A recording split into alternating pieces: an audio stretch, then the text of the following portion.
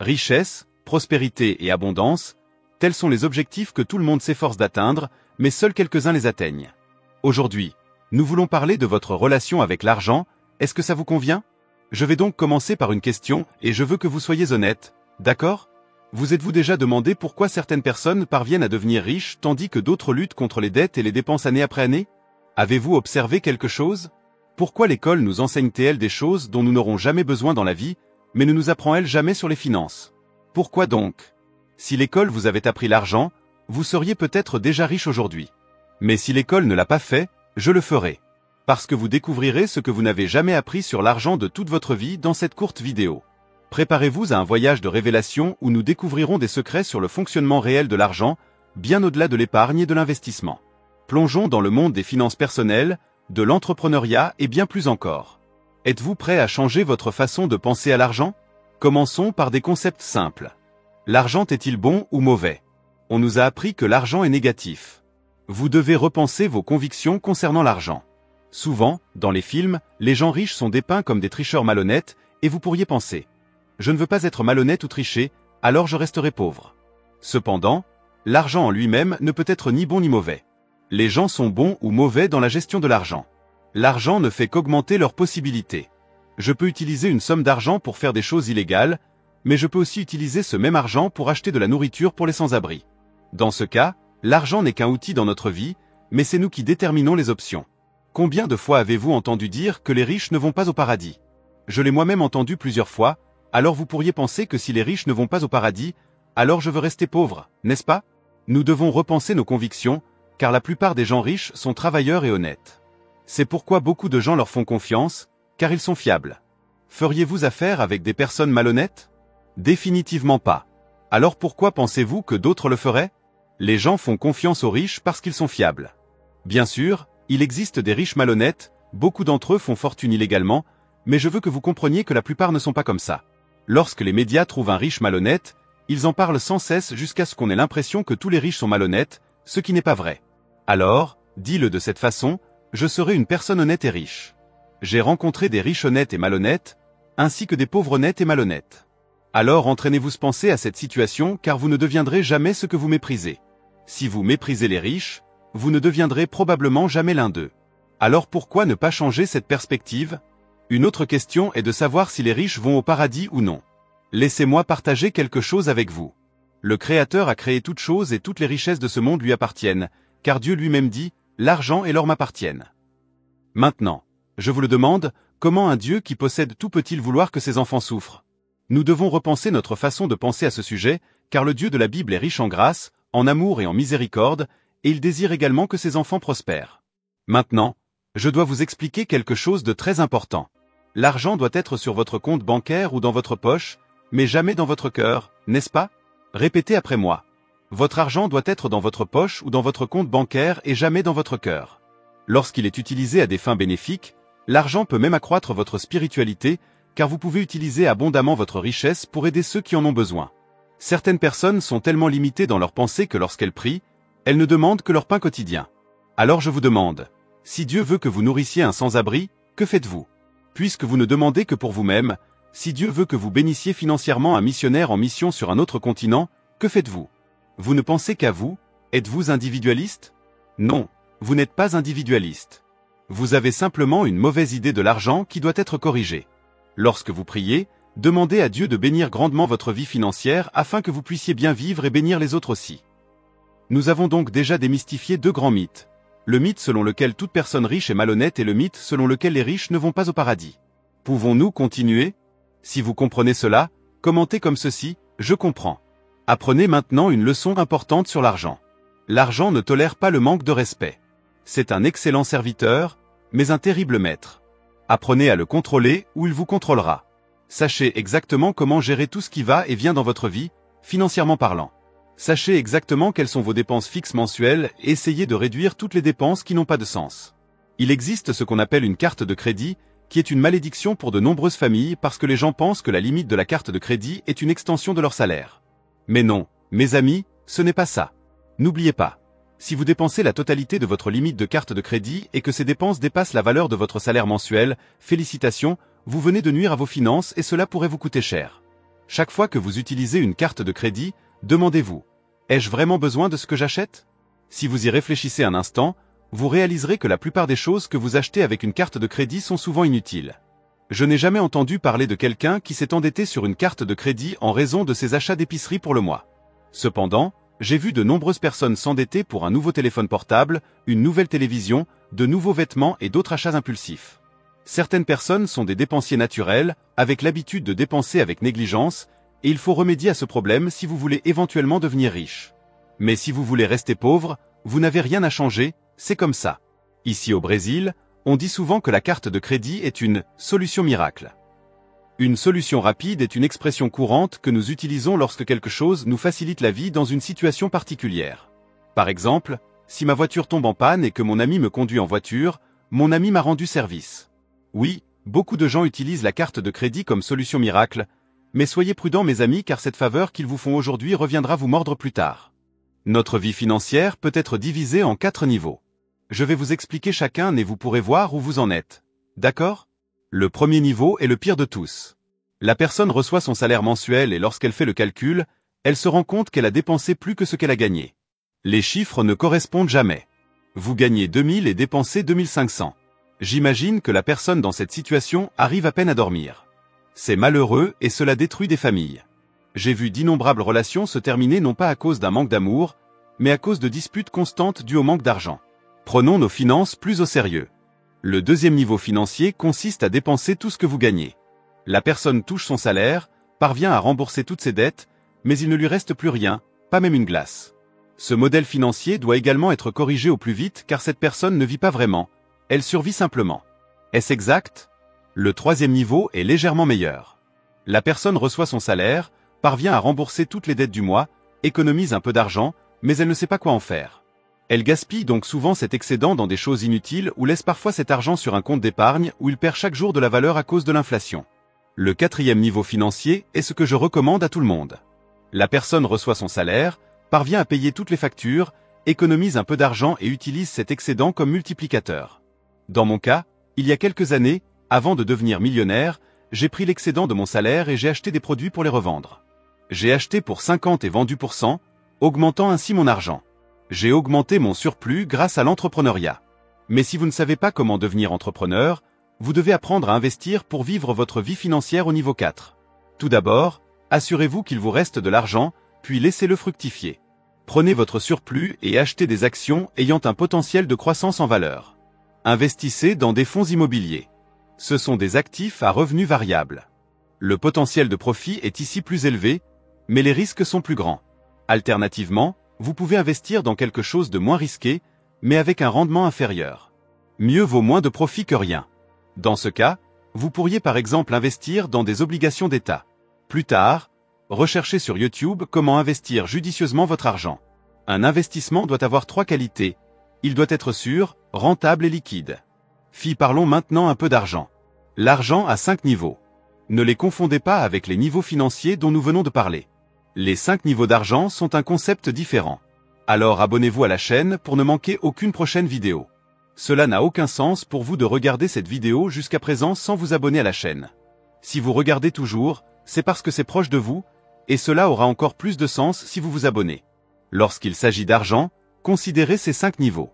Gagner, ce n'est pas négociable. Trouvez un moyen de gagner de l'argent.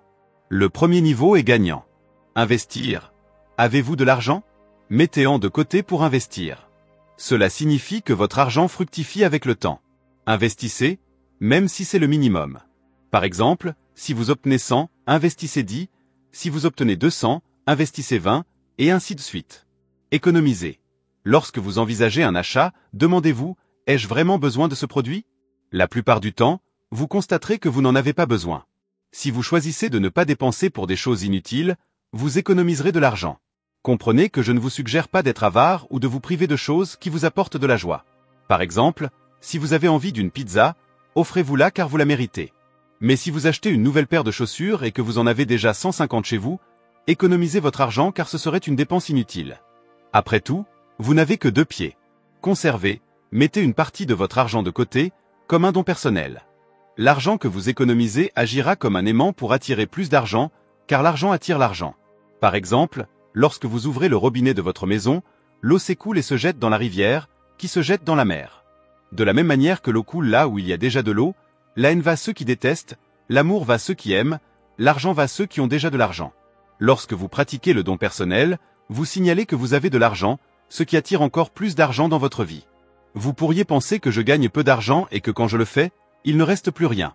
Mais si vous gagnez déjà peu, 10%, ce n'est presque rien, et vous pouvez le faire. Il y a des gens partout dans le monde qui s'en sortent et vivent bien avec beaucoup moins que vous. Dépensez. C'est ici que vous remboursez vos dettes et achetez ce que vous aimez. Notez que l'argent a 5 niveaux. Si les gens ne laissent pas leur argent passer par ces 5 niveaux, leurs revenus ne passeront que par le premier et le dernier niveau. Gagner et dépenser, gagner et dépenser. Si c'est comme ça, il est peu probable que vous puissiez arriver à quelque chose. Parlons maintenant de recevoir de l'argent. Comment gagnez-vous votre argent par le biais d'un salaire ou de bénéfices? Laissez-moi partager quelque chose avec vous. La plupart des gens reçoivent un salaire, mais les bénéfices dépassent le salaire. Si vous acceptez de travailler pour quelqu'un contre un salaire, vous limitez votre potentiel de gagner plus car le salaire est une compensation pour les heures travaillées. Comme tout le monde, vos heures sont limitées. Lorsque vos heures de travail se terminent, vos opportunités de gagner de l'argent supplémentaire aussi. Il est donc plus avantageux de travailler pour le profit plutôt que pour un salaire. Par exemple, lorsque vous vendez un produit, vous réalisez un profit. Les produits peuvent être infinis, contrairement à votre époque. Beaucoup de gens disent « je n'aime pas vendre ». Mais la réalité est que nous sommes tous des vendeurs. Nous offrons tous quelque chose. Si vous êtes salarié, vous vendez votre temps. Si quelqu'un est prêt à payer pour votre temps, c'est parce qu'il mérite bien plus de votre service. Imaginez maintenant utiliser ce temps pour travailler sur quelque chose qui vous appartient. Adoptez les ventes avec enthousiasme. Les ventes sont la meilleure affaire au monde. Évitez de vendre votre temps, car le temps est la ressource la plus rare dont disposent les humains. Une fois gaspillé, il ne peut être récupéré. De nombreuses personnes passent leur vie entière à travailler pour un salaire souvent insuffisant. Ils arrêtent de travailler sur leurs propres entreprises pour travailler pour les autres. C'est pourquoi vous devez travailler sur quelque chose qui vous appartient. Si vous ne vous efforcez pas de réaliser vos rêves, quelqu'un d'autre vous embauchera pour réaliser les siens. En échange, ils vous verseront un salaire tout en gardant tous les bénéfices. Pour attirer la prospérité dans votre vie, vous devez apprendre à équilibrer donner et recevoir. Certaines personnes sont très douées pour donner mais mauvaises pour recevoir. Elles sont trop fières pour accepter les autres. D'un autre côté, certains sont très doués pour recevoir, mais de mauvais donateurs ils sont médiocres. Maîtrisez donc à la fois donner et recevoir. C'est comme une roue, une demi-roue ne tourne pas. Pour que la roue de la richesse tourne dans votre vie, elle doit être complète. Vous devez maîtriser le don car donner agit comme un multiplicateur dans votre vie. Comme le jardinier qui taille les arbres pour qu'ils produisent plus de fleurs et de fruits. Parfois, il est également nécessaire de tailler l'arbre à argent pour qu'il porte plus de fruits. Donner a 2 aspects. Lorsque vous donnez à ceux qui en ont besoin, vous faites preuve de charité. Si vous achetez un cadeau pour un ami qui peut facilement se le permettre lui-même, vous faites preuve de générosité. La clé est de faire les deux. Donner à ceux qui en ont besoin et donner à ceux qui n'en ont pas besoin. Si vous donnez uniquement à ceux qui en ont besoin, vous entraînez mal votre cerveau. Votre subconscient pensera, pour concevoir, je dois avoir besoin. Lorsque vous donnez à ceux qui n'en ont pas besoin, vous dites à votre subconscient, je reçois même lorsque je n'en ai pas besoin. Maintenant que vous avez appris à donner, vous devez apprendre à recevoir. Si quelqu'un vous propose quelque chose, acceptez-le. Lorsqu'une personne accomplit une bonne action, de la dopamine est libérée dans son cerveau, la rendant heureuse. Si quelqu'un vous propose quelque chose et que vous ne l'acceptez pas, vous lui volez son bonheur. Pour garantir une circulation fluide de l'argent dans votre vie et faire tourner la roue de la richesse plus rapidement, engagez-vous toujours à donner et à recevoir. Le monde est en constante évolution. Quel est ton travail actuel? Il fut un temps où les gens travaillaient dans l'agriculture parce que c'était disponible. À cette époque, ceux qui possédaient le plus de terres et de serviteurs étaient ceux qui dirigeaient le monde. Au fur et à mesure que le monde se développait, la révolution industrielle est arrivée, déclenchant un exode rural avec des gens quittant la campagne vers la ville pour travailler dans les usines.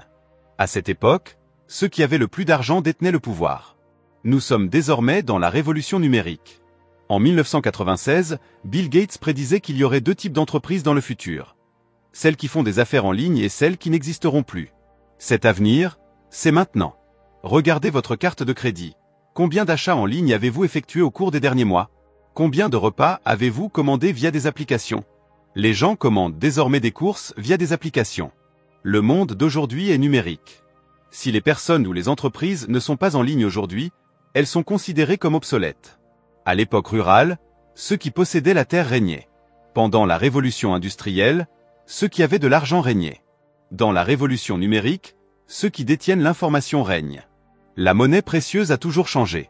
Aujourd'hui, l'information a plus de valeur que l'or. L'ère numérique ne nécessite ni talent ni diplôme. Internet est accessible à toute personne souhaitant participer, que ce soit en tant que spectateur ou créateur. La barrière à l'entrée est minime. Parfois, tout ce dont une personne a besoin est d'un smartphone pour commencer à créer du contenu numérique et gagner beaucoup d'argent. Aujourd'hui, les créateurs de contenu numérique sont ceux qui gagnent le plus. Les enseignants les mieux rémunérés sont ceux qui créent du contenu numérique. Les médecins les mieux rémunérés sont ceux qui produisent du contenu pour Internet. Il y a une place pour vous aussi si vous êtes intéressé. Dans mon cas, je ne suis pas médecin et ne me considère pas particulièrement doué, mais j'ai une connaissance approfondie de la création de contenu numérique. Je fais cela depuis 2021 et j'ai gagné plusieurs millions de dollars via Internet. Aujourd'hui, je crée du contenu sans montrer mon visage ni utiliser ma voix. La voix que vous entendez n'est pas la mienne. Il est généré par l'intelligence artificielle, mais le texte est le mien à 100%. J'ai tapé tous les mots que vous entendez, y compris ces mots que je suis en train de taper en ce moment. Si vous souhaitez apprendre de moi comment réaliser des vidéos comme celle-ci, j'ai laissé un lien dans la description, cliquez simplement dessus. Beaucoup de gens disent qu'ils ne gagnent pas d'argent parce qu'ils n'ont pas une bonne éducation, qu'ils ne sont pas médecins ou avocats, ou qu'ils n'ont pas de diplôme universitaire. Mais de nos jours, ce n'est plus ce qui détermine la réussite financière. Vous pouvez faire des ongles et gagner plus d'argent que de nombreux médecins, car vous gagnez en fonction de la valeur que vous générez pour les particuliers ou les entreprises. Permettez-moi de clarifier. Imaginez que vous produisez des ongles pour les vendre. Vous pouvez vendre des clous dans diverses quincailleries et même en ligne, même lorsque vous dormez.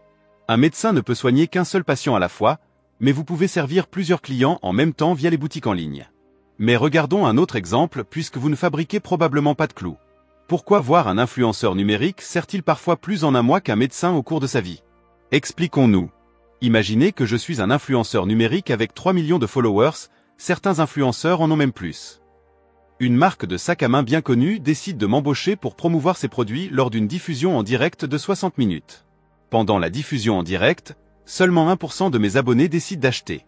Ainsi, 30 000 personnes achètent un sac qui coûte normalement 3 000 $, mais lors de mon live stream, elles reçoivent un coupon de réduction et chaque sac coûte 900 $. Résultat, 30 000 personnes dépensent 900 $ chacune, générant 27 millions de dollars pour l'entreprise de sac à main en 60 minutes. C'est juste qu'ils me paient au moins $1 million, non? Pendant ce temps, un médecin qui facture 300 $ par consultation peut voir un maximum de 3 personnes en 60 minutes et gagne 900 $. En même temps, je peux gagner $1 million en tant que simple influenceur. Voyez-vous l'influence qu'Internet peut avoir par rapport à un médecin qui ne peut influencer que quelques personnes depuis son cabinet? Un influenceur peut atteindre et influencer des milliers, voire des millions de vies. C'est pourquoi je pense que les meilleures affaires aujourd'hui se font sur Internet. Vous avez le potentiel d'atteindre un public mondial et d'avoir un impact significatif. Les gens vous rémunéreront en fonction de la valeur que vous fournissez. Si vous créez de la valeur pour quelques-uns, vous gagnerez modestement. Influencez des milliers de personnes et vous en gagnerez des milliers. Influencez des millions et vous gagnerez des millions. C'est le nouveau paradigme. Au lieu de déplorer les défis, apprenez à vous engager et à exceller dans ce nouveau domaine. Il existe de nombreuses options pour tout le monde. Des entreprises comme Amazon, Facebook et YouTube gagnent des milliards chaque mois parce qu'elles ont un impact sur la vie de milliards de personnes dans le monde. Bien qu'il puisse être difficile de créer le prochain Amazon, devenir un créateur de contenu numérique peut vous permettre d'atteindre des millions de personnes grâce à votre contenu. J'ai beaucoup plus à partager avec vous, mais pour que cela reste gérable, je penserai à une partie 2 s'il y a suffisamment d'intérêt. Si vous avez trouvé cela utile, commentez, aimez et demandez la partie 2. N'oubliez pas de vous abonner et de partager ce contenu avec votre famille et vos amis. Les bonnes choses sont faites pour être partagées. Sur votre écran, vous trouverez désormais 2 vidéos soigneusement préparées et remplies de connaissances pour enrichir votre vie financière. Cliquez sur un et commencez à regarder maintenant.